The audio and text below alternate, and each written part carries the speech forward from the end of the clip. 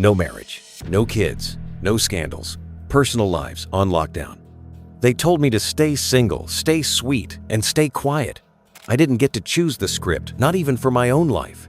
Those words, scribbled in a private diary by an anonymous Golden Age actress, echoed the silent reality of many stars in Hollywood's golden era.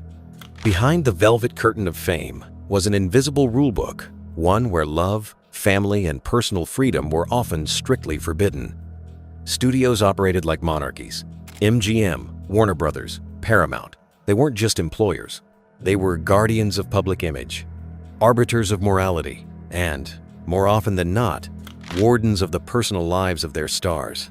Marriage, motherhood, or even being seen in a real romantic relationship could disrupt the fantasy being sold to audiences. And so, studio contracts often contained strict clauses barring female stars from marrying without approval or becoming mothers at all. The consequences could go far beyond secrecy. Loretta Young's story remains one of the most heartbreaking in Hollywood history. In 1935, she had a child after an affair with Clark Gable, her married co-star. Under the moral clauses of her contract, such a revelation would have ended her career. To preserve her standing, she disappeared from public life during the pregnancy. When she returned, she staged an adoption of her own daughter, Judy Lewis, passing the child off as an orphan she had taken in. For decades, the truth remained hidden, even from Judy herself. Male stars weren't entirely exempt. Tyrone Power, a major box office draw, had to keep his marriage to French actress Annabella a secret at the studio's request. But the standards were uneven. While women faced moral scrutiny for simply falling in love, men were often shielded their affairs, illegitimate children, and private indulgences quietly buried by studio publicists. In many cases, stars were followed by private investigators hired by the studio. Relationships were vetted. A flirtation in the wrong place could result in suspension. Romantic choices were not just personal decisions, they were career risks. This rigid control came with devastating emotional consequences. Many stars were forced to live double lives, one scripted by studios for the public, another hidden in fragments behind closed doors. Some entered into sham marriages to deflect rumors. Others endured heartbreak in silence, choosing professional survival over personal truth. No talking back moral clauses and behavior controls. In the world of Golden Age Hollywood, reputation wasn't just important, it was legally protected by ink and claws. Studios inserted morality clauses into their contracts, granting themselves the right to suspend or terminate a star for any behavior deemed scandalous, immoral, or damaging to the studio's image. These weren't vague warnings, they were powerful tools of control, used to police private behavior with ruthless precision. What counted as immoral? That answer changed depending on the studio, the star, and the moment. Sometimes it meant being caught in public with the wrong person. Other times, it meant having an opinion that didn't align with the studio's carefully crafted image. In many cases, it meant being punished not for doing wrong, but for being seen doing something human. Few stories illustrate this better than that of Ingrid Bergman. Bergman was one of Hollywood's most beloved actresses, praised for her elegance and emotional range.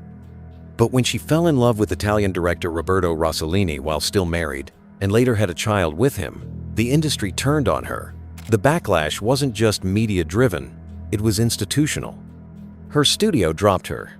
Major theaters refused to screen her films, and she was denounced on the floor of the U.S. Senate as a symbol of Hollywood immorality. She was effectively exiled from Hollywood for nearly a decade. This wasn't an isolated case. Studios regularly included clauses that allowed them to end a contract in case of public scandal. The wording was vague enough to cover nearly anything: a divorce, an affair, even rumored misbehavior. The clause served a clear purpose to remind stars that their every move, every word, every friendship was under scrutiny. And it wasn't just personal conduct. Speaking out on political or social issues could trigger consequences. Bette Davis, famously outspoken and fiercely independent, found herself at odds with Warner Brothers. More than once, when she protested the poor quality of scripts she was being offered and demanded more control over her roles, the studio didn't just dismiss her concerns. They reminded her of her contract and her obligations to obey. In 1936, Davis took the extraordinary step of fleeing to England and attempting to break her contract. She lost the lawsuit, but the battle sent a message. In the studio system, actors did not question authority without consequences. For many, this meant silence. Silence about their struggles. Silence about injustice, both within and beyond the studio gates. From Norma to Marilyn name, face and voice rebranding. In Golden Age Hollywood, becoming a star often meant leaving yourself behind. For many actors, the journey to fame began with a new name and ended with a completely reconstructed identity. Studios didn't just promote their talent, they reshaped them. Rebranding wasn't cosmetic, it was contractual. If you wanted a career, you had to surrender who you were.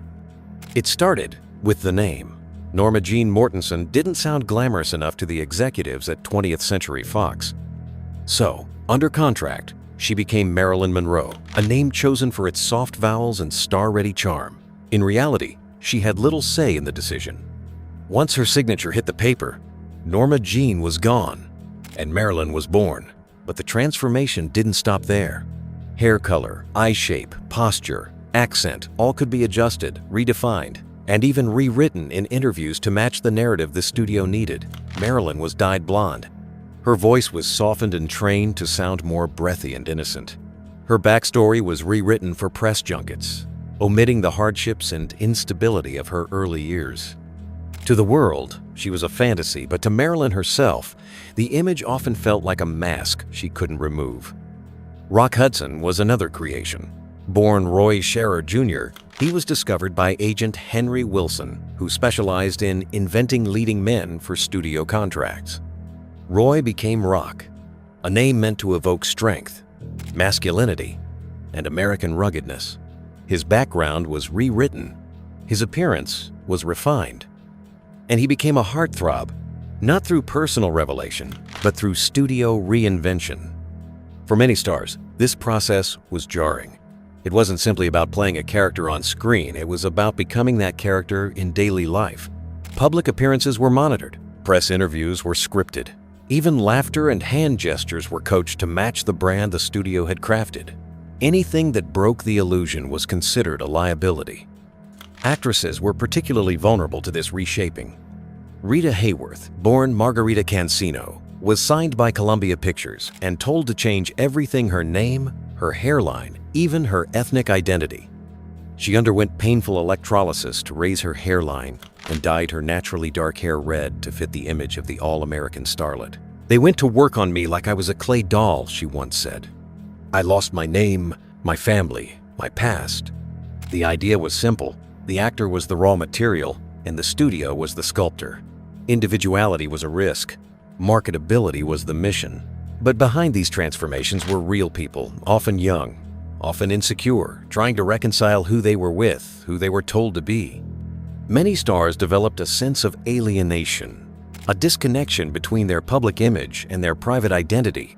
For some, the pressure became unbearable. Years later, Marilyn Monroe would reflect, "It's not true that I had nothing on. I had the radio on." The quote became famous, but the subtext was lost. No illness, no injury, health clauses, and hidden struggles. To the public, Golden Age stars seemed untouchable, always radiant, always composed, seemingly immune to the ordinary wear and tear of life. But behind the shimmering images, many of these icons were suffering in silence. Studio contracts often included strict clauses about health and appearance. If a star became too sick, too exhausted, or physically changed in a way that impacted their marketability, they could be penalized or even dropped entirely. The expectation was clear. Stars were not allowed to break down. Not in public, not in private, not at all. Montgomery Clift was one of the most talented actors of his generation, known for his deeply human performances and emotional sensitivity on screen. In 1956, at the height of his career, Clift was involved in a devastating car accident after leaving a dinner party at Elizabeth Taylor's house. His face was shattered, and although he survived, he was never the same. The studios panicked.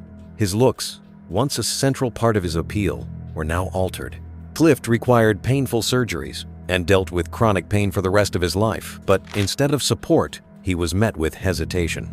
While Clift managed to continue working, many roles vanished. His contract was not immediately renewed. Directors began to question whether audiences would accept his new appearance. One studio executive reportedly said, "He's still good, but he's not pretty anymore." This obsession with physical perfection extended beyond accidents. Any sign of illness, mental or physical, was considered a potential threat to a star's career. Jean Tierney, one of the era's most striking actresses, suffered from severe postnatal depression and was later diagnosed with bipolar disorder. She was hospitalized multiple times, but the truth was hidden from the public for years. Had it been openly known, her studio feared she would be deemed uninsurable, a label that could instantly end a career. Studios had an arsenal of tactics to conceal the truth. They controlled press access, issued false reports, and occasionally assigned handlers to ensure stars appeared stable and cheerful in public. Even when a star collapsed from exhaustion, the narrative would be spun into something glamorous: a brief rest, overwork from passion, never a health concern that might threaten the illusion of perfection. When Judy Garland's physical and emotional struggles began to surface more visibly, MGM didn't offer her long-term care. Instead, they suspended her. The same company that had monitored her weight, managed her medications, and pushed her through grueling film schedules now distanced itself when she began to unravel. Her breakdowns were framed as unprofessional conduct, not symptoms of someone in distress. Garland's situation was not unique. The pattern was clear. As long as you could perform, you were valuable. Once you faltered, you were a liability. Contracts often included language about being fit for service, a term that gave studios wide discretion to pause or end agreements if a star's health interfered with filming or public appearances. Silence the truth, forbidden to speak out. In the golden glow of Hollywood, the studios not only crafted the image of their stars, they also controlled their voices. It wasn't just about who a star was on screen. It was about what they were allowed to say off it. From pay disputes to personal mistreatment, many stars were bound by contracts that prohibited them from publicly criticizing the studio, the system, or even their own experiences. To speak out was to risk everything. Confidentiality clauses and loyalty provisions were common. They allowed studios to protect their brand, suppress scandal, and ensure that any internal drama stayed behind locked doors. But they also left many actors powerless to advocate for themselves, especially women, minorities, and those without top-tier status. The quiet enforcement of silence extended beyond creative control. Stories of mistreatment, manipulation, and even abuse were buried under layers of legal threat and social pressure. Young actresses, especially those new to the system, were warned never to complain. If they did, they could be labeled difficult, a word that quietly closed doors in casting offices across Los Angeles. Even wage inequality was a forbidden subject. Judy Garland, whose box office draw rivaled nearly any male star of her time, earned significantly less than many of her male co-stars. When she attempted to raise the issue, she was met with polite deflection and later, suspension. For black actors, the silencing was even more profound. Hattie McDaniel, who won an Oscar in 1940 for Gone with the Wind, was contractually restricted from speaking openly about the limitations placed on her roles.